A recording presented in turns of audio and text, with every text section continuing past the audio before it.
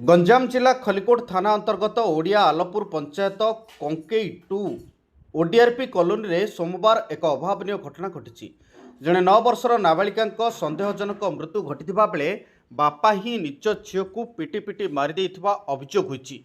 एने थाना अभियोग कर मृत नाबालिका आई छत्रपुर एसडीपीओ गौरहरी साहू, खलिकोट थाना अधिकारी नरेश कुमार साहू समेत अन्य पुलिस कर्मचारी माने घटनास्थल में पहुंची घटनार तदंत करछन्ति। नाबालिका मृत्यु को नहीं खोद नाबालिका बापा हाथ थिबा संदेह करा जाउथबा बेले बापा गोपाल बेहरा को पुलिस अटक रखी पचरा उचरा करुच्ची।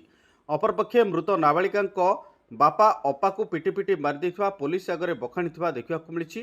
गोटे पटे किंतु गोपाल झीर हत्या अभियोग को खंडन करछन्ति। तेबे पारिवारिक कलहरु एभली घटिथिबा पुलिस प्राथमिक तदंतरु अनुमान करुच्ची।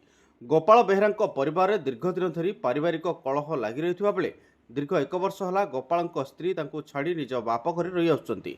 झील और पुओ सहित गोपाल एठारे रही आसुतिले, किंतु सोमवार सकाळे कौनसी कारण को नहीं गोपाल झील को तागिद कर निस्तुक माड मारिथिले। परे गोपाल काम को चली जाइथिबा बेले घरे झीर मृतदेह पड़ता साही पड़िशा लोक देखि पुलिस को जणाइथिले। नाबालिका झील को बापा गोपाल हत्या करथिबा तांको आई शशि बेहरा थाना रे अभियोग करछन्ति। अभियोग को आधार करी पुलिस गोपाल को अटक रखिबा सहित घटनार तदंत जारी रखिछि। शशि बेहरा गंजाम कालीबंध गंजाम रिपोर्ट कला जे नातुणी की तार जोई मार देछि बोली ए संक्रांत रे गोटे खलिकोट थाना रे गोटे मर्डर केस रजिस्ट्रेशन होछि एवं ता इन्क्वेस्ट करिकि पोस्टमार्टम में पठाई छी।